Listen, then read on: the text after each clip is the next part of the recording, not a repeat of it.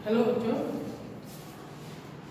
देखिए बोर्ड पे व्याकरण ही पढ़ना है। ठीक है, व्याकरण पाठ 8 है और टॉपिक क्या है? सर्वनाम। जानते हो सर्वनाम किसे कहते हैं? वैसे क्लास 6 में भी पढ़ा था, क्लास 7 में भी पढ़ा था। अगर याद है, सभी को तो याद नहीं है, लेकिन किसी किसी को तो याद होगा सर्वनाम किसे कहते हैं। ठीक है, देखिए सर्वनाम की परिभाषा को जानते हो। जो सर्वनाम का मतलब होता है संज्ञा के स्थान पर प्रयोग होने वाले शब्द। संज्ञा के स्थान पर क्यों? जैसे मान राम आम खाता है, उसने 2 आम खाए। एक बार मैंने क्या कहा? राम आम खाता है। राम क्या है? राम संज्ञा है, जानते हो ना, राम संज्ञा है। आगे मैंने क्या कहा? राम आम खाता है, उसने 2 आम खाए। कितने आम खाए? उसने शब्द क्या है? अब यहाँ पर राम का प्रयोग न करके मैंने उसने शब्द का प्रयोग किया है, और उसने शब्द क्या है? ये सर्वनाम है। राम आम खाता है, राम 2 आम खाता है, राम 5 किलो आम लाया था, राम। तो बार बार हर जगह पे हम संज्ञा का प्रयोग नहीं करते हैं। तो एक बार राम बोल दिया, बाकी जहाँ जहाँ पर सर्वनाम का प्रयोग होगा हम सर्वनाम के अलग अलग रूपों का प्रयोग करेंगे। ठीक है, तो सर्वनाम के अलग अलग रूप होते हैं जो हम आज इस पाठ में पढ़ेंगे। वैसे आप लोगों ने क्लास 7 में पढ़ा भी है, फिर भी ध्यान से सुनो और ध्यान से देखो। तो सर्वनाम का नाम है संज्ञा के स्थान पर प्रयोग होने वाले शब्द। ठीक है, अब इसमें अगर कोई उदाहरण अगर दिया होगा तो देखो, रचना कक्षा 8 में पढ़ती है, वह अपनी कक्षा की सबसे तेज छात्रा है, उसकी स्मरण शक्ति बहुत तीव्र है, पढ़ाई के अलावा उसे टेनिस खेलना, समाचार पत्र पढ़ना और संगीत सुनना पसंद है। देखो यहाँ पर रचना के लिए 3 प्रकार के सर्वनाम शब्द के 3 रूप दिया है। एक वह है, उसकी और उसे, है ना। ये सारे तीनों शब्द किसके लिए आए हैं? रचना के लिए आए। रचना क्या है? संज्ञा शब्द है। ठीक है, तो उसकी परिभाषा मैंने बता दिया। जिन शब्दों का प्रयोग संज्ञा के स्थान पर किया जाता है उसे सर्वनाम कहते हैं। सर्वनाम जानते, मैं, हम, मेरा, तुम्हारा। मैं अगर एक वचन है तो हम बहुवचन है। ठीक है, तुम, तुम्हारा, वह, उसका, उसने। ठीक है, इसके एक वचन रूप भी होते हैं और बहुवचन रूप भी होते हैं। सर्वनाम के भेद कितने हैं? 6 प्रकार के होते हैं। कितने होते हैं? 6 होते हैं। पुरुषवाचक, निश्चयवाचक, अनिश्चयवाचक, संबंधवाचक, प्रश्नवाचक और निजवाचक। यहाँ पर सर्वनाम मैंने लिखा नहीं है, तो सर्वनाम ही है पुरुषवाचक सर्वनाम, निश्चयवाचक सर्वनाम, अनिश्चयवाचक सर्वनाम, संबंधवाचक सर्वनाम, प्रश्नवाचक सर्वनाम और निजवाचक सर्वनाम। अब इसके बारे में थोड़ा थोड़ा पढ़ते हैं विस्तार से। ठीक है, पुरुषवाचक सर्वनाम। पुरुषवाचक सर्वनाम जिस सर्वनाम का प्रयोग वक्ता या बोलने वाले, वक्ता मतलब जो बोलता है, श्रोता यानी सुनने वाले, एक मैं बोल रही हूँ, अभी आप लोग सुन रहे हैं। ठीक है, और किसी तीसरे व्यक्ति अर्थात जिसके बारे में बात की जाए। अगर मैं यहाँ पर आप लोगों से राम के बारे में बात कर रही थी अभी, तो तीसरा व्यक्ति कौन हुआ? राम हुआ। ठीक है, किसी तीसरे व्यक्ति अर्थात जिसके बारे में बात की जाए, इन तीनों तरह की स्त्री या पुरुष के लिए किया जाता है, उसे पुरुषवाचक सर्वनाम कहते हैं। मैं, तुम, वह। सिंपल भाषा में मैं, तुम, वह। मैं बोल रही हूँ, तुम सुन रहे हो, और किसी अभी मैं अगर यहाँ पर सर्वनाम कहूँ तो किसके बारे में बात कर रही हूँ? मैं अभी बात कर रही हूँ सर्वनाम के बारे में। ठीक है, तो इस तरह से यहाँ पर 6 उदाहरण आपके लिए दिया हुआ है। मैं नित्य भ्रमण पर जाता हूँ, हम अपने देश को उन्नतिशील बनाएंगे, वे मैदान में क्रिकेट खेल रहे हैं, तुम्हें ईमानदार बनने की चेष्टा करनी चाहिए, आजकल आप क्या कर रहे हैं। ठीक है, यहाँ पर मैं, हम, वे, तुम्हें, तुम, वह, आप आदि शब्द पुरुषवाचक सर्वनाम है। अब पुरुषवाचक सर्वनाम के भी 3 भेद होते हैं, आप लोगों को पता है। ठीक है, 3 भेद होते हैं। कौन कौन से हैं? पहला है प्रथम, आपके बुक में क्या दिया? उत्तम पुरुषवाचक। ठीक है, लिखने की जरूरत नहीं है, वैसे आपको देखो बुक में एक बार मैंने पढ़ाई भी है। उत्तम पुरुषवाचक सर्वनाम, उत्तम पुरुषवाचक सर्वनाम। दूसरा है मध्यम पुरुषवाचक सर्वनाम, और तीसरा है अन्य पुरुषवाचक। जैसे कहा ना, उत्तम पुरुषवाचक मैं, वक्ता जो बोलता है, मध्यम पुरुषवाचक सर्वनाम श्रोता जो सुनता है, और अन्य पुरुषवाचक सर्वनाम कोई अन्य है जिसके बारे में हम बात करते हैं। ठीक है, तो उत्तम पुरुषवाचक सर्वनाम बात कहने वाला यानी कि वक्ता। जिस सर्वनाम का प्रयोग बोलने वाले या बात कहने वाले के लिए किया जाता है, वे उसे उत्तम पुरुषवाचक सर्वनाम कहते हैं। जैसे मैं, मुझे, मैंने, हम लोग, हमें आदि। ठीक है, फिर मध्यम पुरुषवाचक सर्वनाम सुनने वाला अर्थात श्रोता, बोलने वाला जिससे कोई बात करता है। अगर बोलने वाला तो अकेले तो बोलेगा नहीं, बात की तरह वो किसी से बोलेगा, है ना। जैसे मैं अभी आप लोगों से बोल रही हूँ, तो आप लोग अभी मध्यम पुरुषवाचक सर्वनाम हो और मैं उत्तम पुरुषवाचक सर्वनाम हूँ, ठीक है। बोलने वाला जिससे कोई बात कहता है उसके बारे में प्रयुक्त सर्वनाम मध्यम पुरुषवाचक सर्वनाम कहलाता है। जैसे तुम, तू, तुम्हें, तुम लोग, आपको, आप आदि, ठीक है। फिर अन्य पुरुषवाचक सर्वनाम जिसके बारे में कुछ कहा जाता है, उसके लिए जिस सर्वनाम का प्रयोग किया जाता है उसे अन्य पुरुषवाचक सर्वनाम कहते हैं। जैसे वह, यह, ठीक है, उसे, उसका, उसने, इस तरह के शब्द क्या होता है, इस तरह के शब्द अन्य पुरुषवाचक सर्वनाम होते हैं। अब आते हैं, समझ में आएगा, तीन प्रकार पुरुषवाचक तीन प्रकार के होते हैं, उसके तीन भेद होते हैं। उत्तम पुरुषवाचक जो बोलता है, मध्यम पुरुषवाचक जो सुनता है, अन्य पुरुषवाचक जिसके बारे में हम बात करते हैं, ठीक है। अब लेते हैं निश्चयवाचक। निश्चयवाचक से आपको पता चल रहा होगा कि निश्चित वस्तु, निश्चित वो पंखा है, यह चौक है, चौकी है ना, ये चौक के अलावा कुछ नहीं है, यह व्याकरण की पुस्तक है, ठीक है। तो जो चीजें निश्चित हो इसके बारे में बात करते हैं वो निश्चयवाचक सर्वनाम कहलाता है। जिस सर्वनाम शब्द का प्रयोग पास या दूर की वस्तु या व्यक्ति की ओर निश्चय पूर्वक किया जाए उसे निश्चयवाचक सर्वनाम कहते हैं।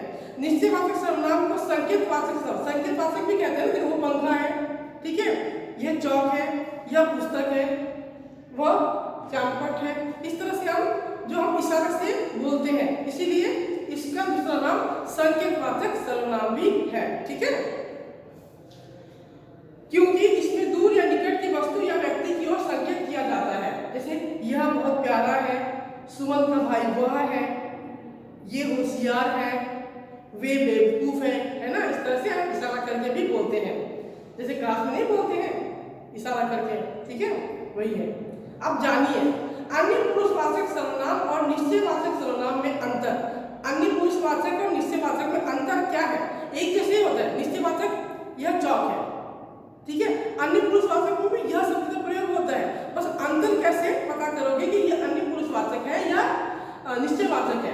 देखिए, अन्य पुरुषवाचक सर्वनाम और निश्चयवाचक सर्वनाम में अंतर।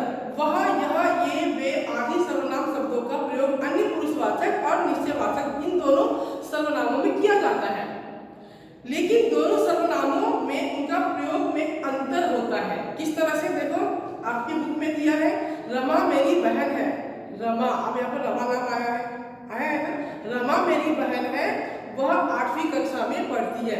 यहाँ पर यह अन्य पुरुषवाचक के बारे में बात हो रही है, ठीक है, अन्य, उसने बताया बहन के बारे में, बहन रमा मेरी बहन है, वह 8वीं कक्षा में पढ़ती है, ठीक है।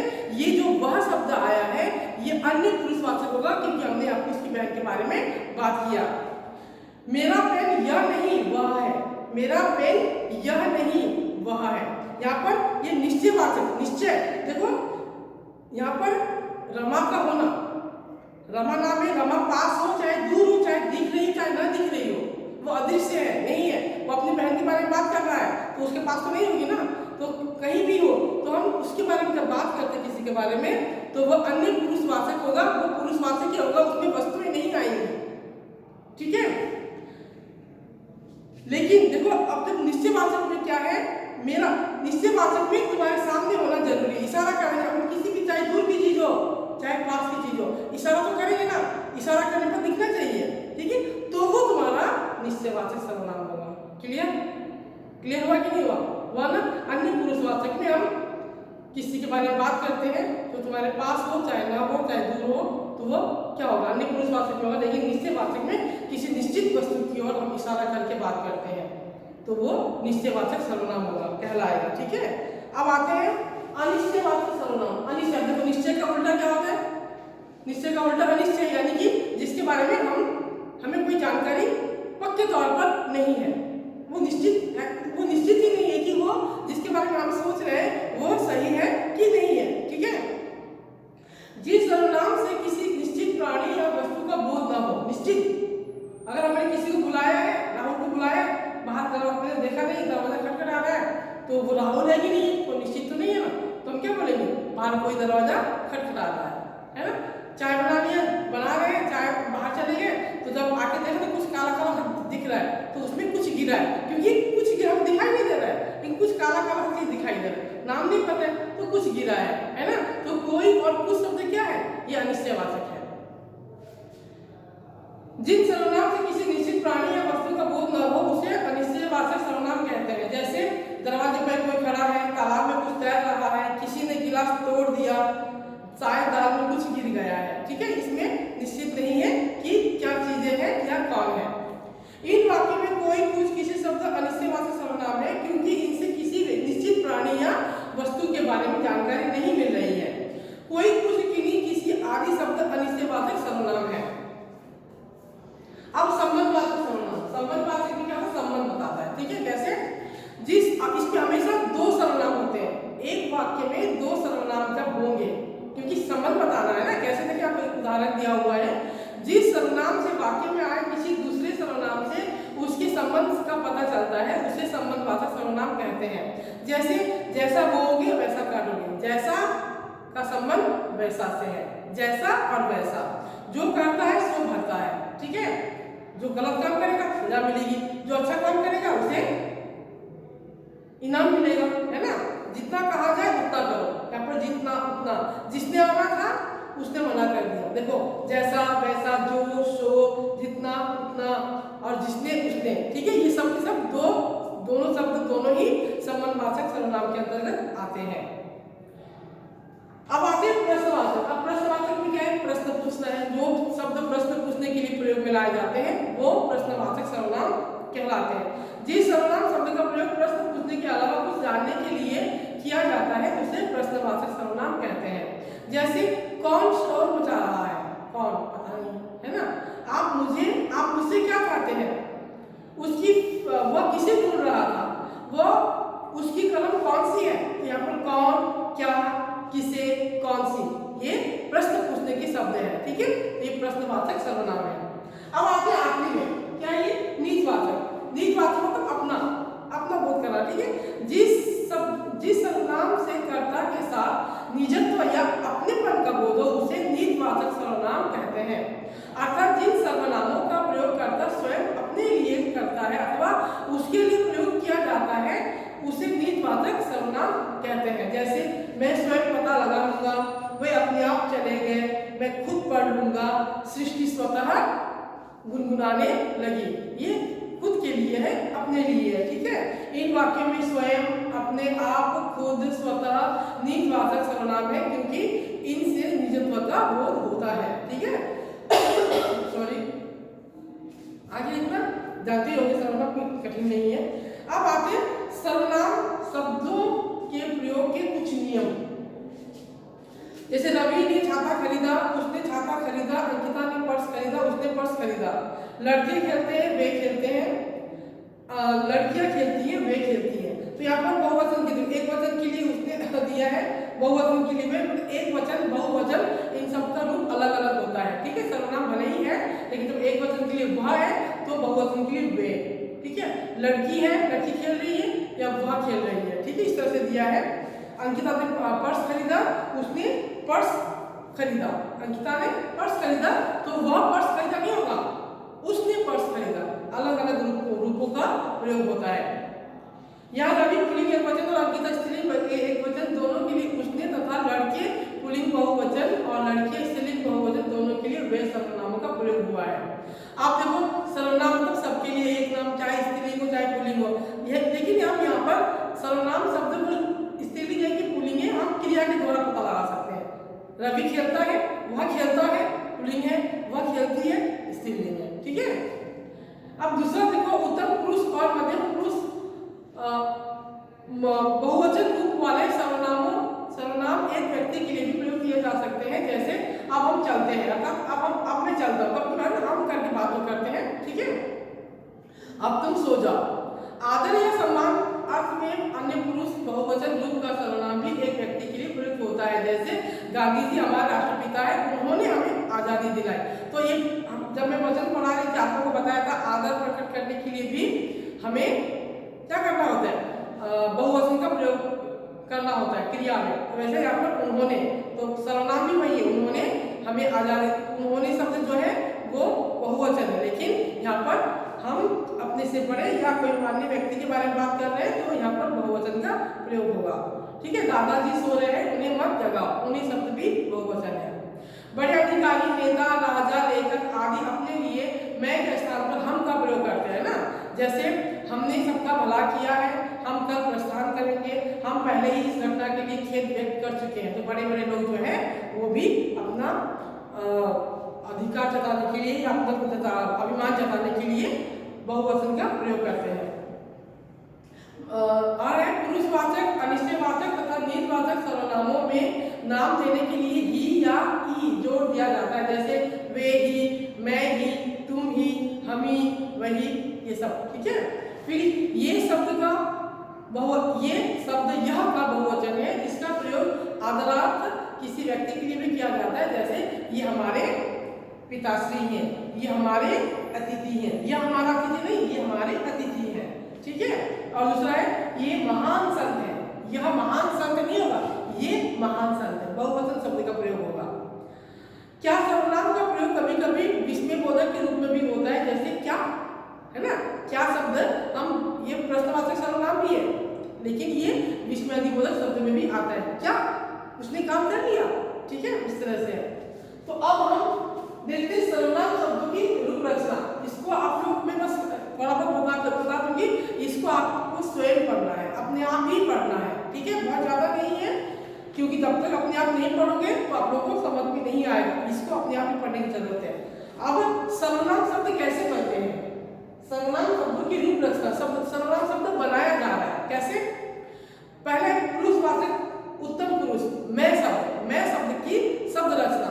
देखो, कारक है, एक वचन है, बहुवचन है। मैं इसी का एक बता दूंगी उदाहरण, बाकी आप लोग खुद देख लेना। ठीक है, कर्ता, कर्म, कर्म, कारक, सारे कारक आएंगे। ठीक है, एक संबोधन छोड़ के सात जो है 1 2 3 4 5 6 7 संबोधन की जरूरत नहीं है। देखो, मैं शब्द के लिए कर्ता, एक वचन में क्या होगा, मैं, मैंने, बहुवचन में हम, हमने, कर्म, मुझे, मुझको, कर्म कारक चिन्ह क्या है, वो है ना, मुझे या मुझको, हमें, हमको, हम लोगों को। कर्म कारक से है, से के द्वारा, मुझसे, मेरे द्वारा, हमसे, हमारे द्वारा, या हम लोगों से। संप्रदान का को और के लिए है, मुझे, मुझको या मेरे लिए, हमारे लिए, हम लोगों के लिए। एक वचन और बहुवचन की बात हो रही है यहाँ पर। अपतन कारक का अलग होने का भाव ये भी से का होता है, मुझसे, हमसे, हम लोगों से। संबंध का काके की रा रही, माँ में भी होता है, यहाँ पर रा रही है, मेरा, मेरी, मेरे, हमारा, हमारी, हमारे। अधिकरण का मे पर होता है, मुझ में, मुझ पर, हम में, हम पर। ठीक है, बाकी जो है पुरुषवाचक, मध्यम पुरुषवाचक तू का है, फिर अन्य पुरुष वह है, संबंधवाचक शब्द जो है, निश्चयवाचक यह है, अनिश्चयवाचक कोई है, प्रश्नवाचक कौन है। इसको आप लोग पढ़ लेना, मैं पूछूंगी जरूर आप लोगों से। ठीक है, तो ये पाठ अब ये मान लो आप लोगों के लिए होमवर्क है, पढ़ने के लिए होमवर्क है। ठीक है, क्योंकि एक मैंने बता दिया है, बाकी सेम वही है, शब्द में अंतर है, शब्द अलग अलग होंगे लेकिन नियम वही इसके है। ठीक है, तो हमने क्या सीखा सर्वनाम में, संज्ञा के स्थान पर प्रयुक्त होने वाले शब्दों को सर्वनाम कहते हैं। जैसे मैं, तुम, मेरा, कोई आदि। सर्वनाम के 6 भेद हैं, कौन कौन से, पुरुषवाचक सर्वनाम दिया है यहाँ पर, निश्चयवाचक, अनिश्चयवाचक, संबंधवाचक, प्रश्नवाचक और निजवाचक। जो शब्द संज्ञा से पहले लगकर विशेषण का कार्य करें वे सार्वनामिक विशेषण कहलाते हैं। ये जब हम विशेषण पढ़ेंगे तब बताऊंगी कि सर्वनाम शब्द विशेषण कैसे कहलाता है। ठीक है, बाकी चीज आप लोग को समझ में आया होगा, समझदार हो। ठीक है, नहीं समझ में आए तो मैं हूँ ही आप लोगों की डाउट क्लियर करने के लिए। ठीक है, बस यही खत्म। Thank you.